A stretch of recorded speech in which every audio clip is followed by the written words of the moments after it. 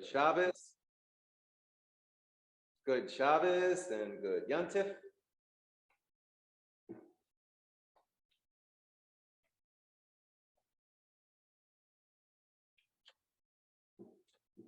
Today is Shabbat in Sukkot. We don't read from the regular weekly portion cycle. And normally on Sukkot, we don't read this little section of Torah either, but I want to. It does have to do with Sukkot, and I want to share it. This is from Deuteronomy 31, beginning verse 10. We actually read it just a couple weeks ago. And Moses commanded the people of Israel, saying, at the end of every 7 years, in the set time of the year of release, the sabbatical, in the feast of Sukkot, when all Israel has come to appear before Adonai your God in the place which God shall choose, you shall read this Torah before all Israel in their hearing.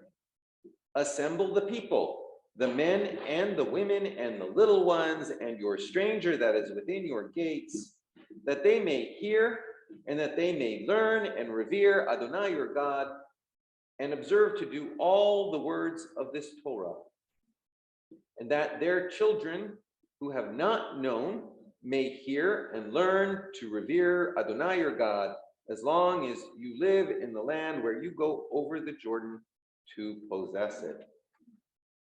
So we see Sukkot had many things going on about it. It was a time of learning, and it was a time of dedication. The temple was dedicated on Sukkot. Solomon dedicates the temple on Sukkot, and many suggest that Hanukkah, the rededication ceremony, is modeled after Sukkot on some levels. That may be a reason for 8 days. Sukkot is 7 days, but then there's an 8th. So there's 8 days. We, to this day, continue to connect Sukkot to learning, because Sukkot ends with Simchat Torah, the celebration of the Torah. We could contemplate more what became of this particular practice and how we might invest more meaning into it. But I've been thinking about Sukkot and learning, because this past Sunday night, we had a gathering in the sukkah, and I believe I heard some Torah that evening in the sukkah. Among other things, we conducted an ushpizin, symbolically welcoming into the sukkah ancient personalities from our ancient story and the characteristics they represent. We welcomed in Abraham and Sarah, Isaac and Rebekah, Jacob and Leah, Joseph and Rachel, Moses and Miriam, Aaron and Hannah, and David and Deborah. And then Ira Beckerman pointed out that the sukkah was decorated with 7 modern American Jewish personalities, which represented qualities that, in his opinion, spoke to Temple Beth Shalom directly. And I felt I kind of heard some acclamation. Those personalities were Albert Einstein, Emma Lazarus, Leonard Bernstein, Rebecca Gratz, Judith Resnick, Hank Greenberg, Shani Rosner. Albert Einstein, who changed the way we envision the universe, representing science and the power of rationality. Emma Lazarus, the 19th century activist and writer who wrote the poem placed in the pedestal of the Statue of Liberty that helped define America as a refuge for the homeless, tempest-tossed, huddled masses yearning to breathe free. Leonard Bernstein, world-famous musical conductor and composer who popularized classical music for a generation and also wrote Jewish musical motifs into classical compositions, and who, by the way, our former member and service leader, Tanya Lear, Zichrona Lebracha, learned with at Tanglewood one summer. Rebecca Gratz, the early American Jewish educator who was born in 1781 in Lancaster, Pennsylvania, and belonged to the synagogue in Philadelphia, and who around 1840 founded the first Jewish Sunday school, the Hebrew Sunday School Society, which lasted until the 1980s when I taught Hebrew school for them in Philadelphia.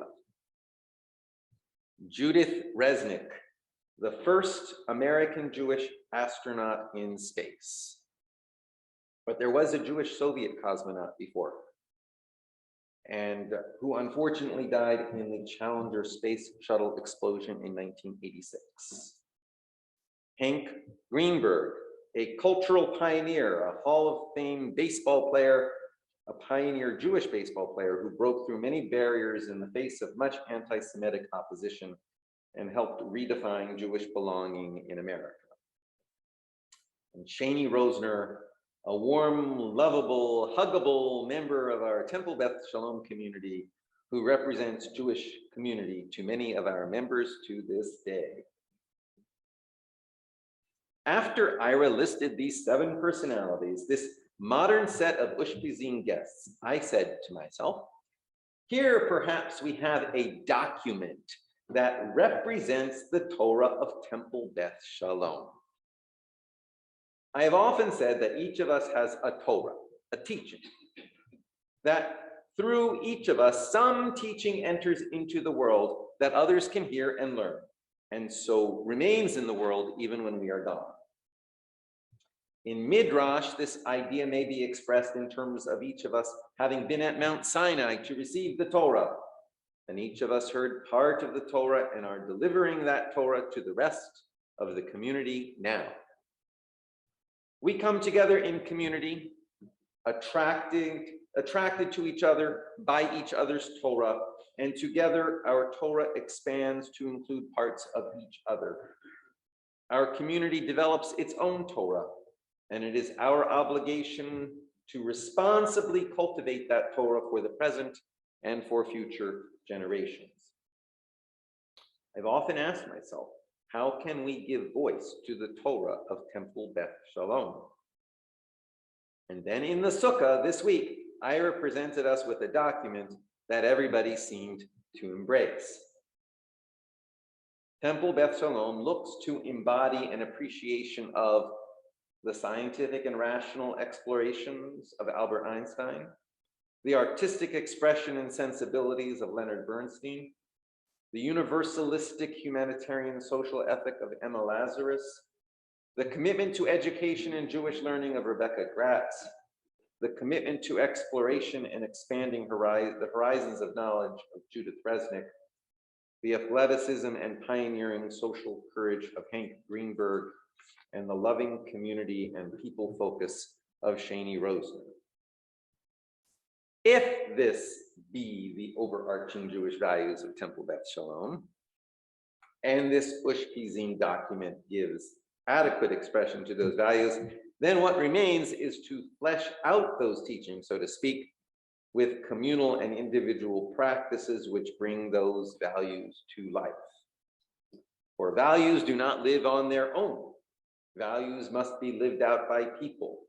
And for values to live for any length of time among people, those values must be lived out in practice. Some of those practices are in the form of direct service with direct impact to others, to individuals, to community, or to nature, acts that directly apply those values. Other practices are in the form of learning and teaching that expand and communicate those values.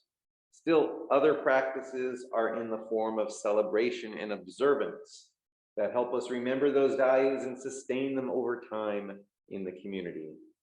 In shorthand, those are acts of Torah, avodah, and gemilut chasadim.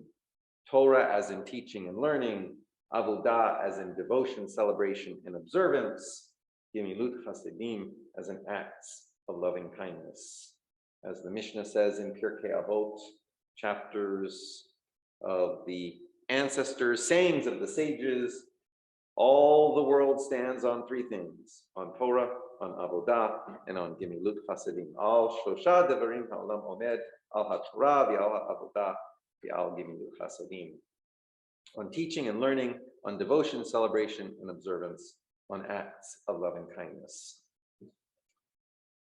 My teacher, Rabbi Arthur Green, one of the leading Jewish theologians of today, once developed this formulation: Halacha mechavura. Halacha mechavura. Halacha develops from chavura. Halacha, Jewish law or practice, develops from chavura, community. Practice develops from community. Halacha mechavura. Practice develops out of the life of a community, reflecting the values that community deems to be important.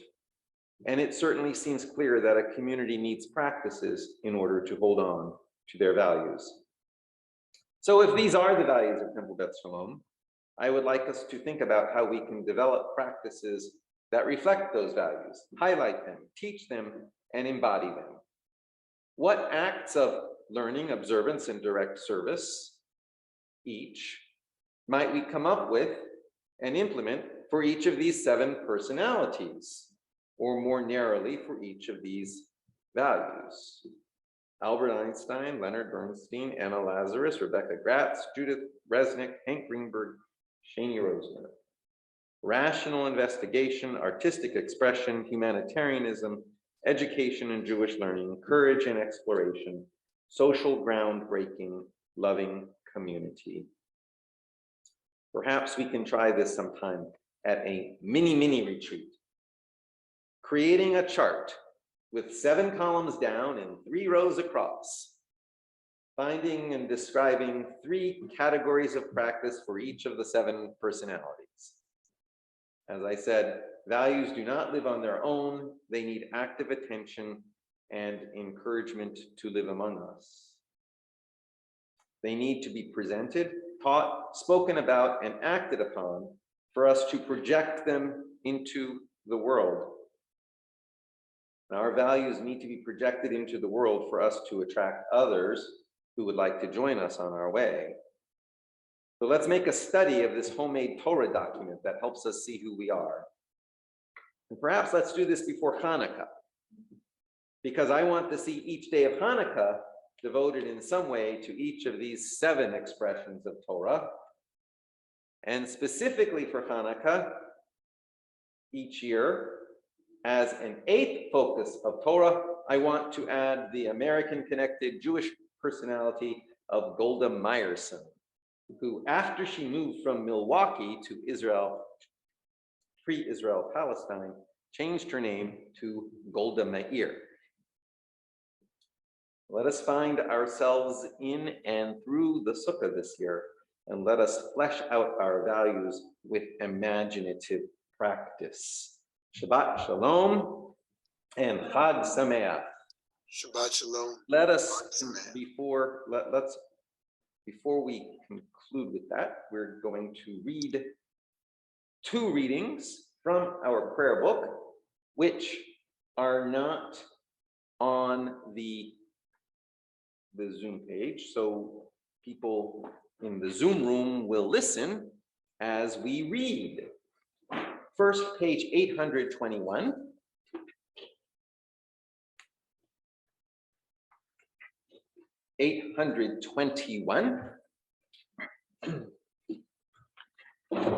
On page 821, we have the poem, The New Colossus, by Emma Lazarus. The New Colossus. Not like the brazen giant of Greek fame, with conquering limbs astride from land to land. Here at our sea-washed sunset gates shall stand a mighty woman with a torch, whose flame is the imprisoned lightning, and her name, Mother of Exiles. From her beacon hand glows worldwide welcome. Her mild eyes command the air-bridged harbor that twin cities frame. Keep, ancient lands, your storied pomp, cries she with silent lips. Give me your tired, your poor, your huddled masses yearning to breathe free, the wretched refuse of your teeming shore. Send these, the homeless, tempest-tossed, to me.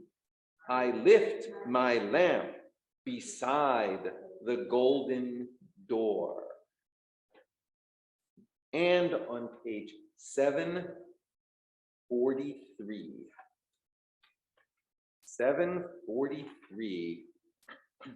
A paragraph, slightly adapted, by Albert Einstein. 743. Strange is our situation here upon earth. Each of us comes for a short visit, not knowing why, yet sometimes seeming to divine a purpose.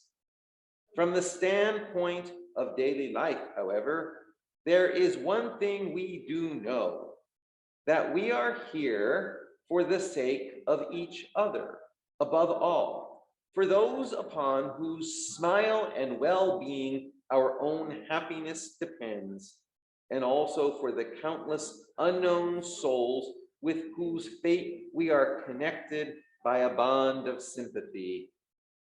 Many times a day, I realize how much my own outer and inner life is built upon the labors of others, both living and dead, and how earnestly I must exert myself in order to give in return as much as I have received and am still receiving.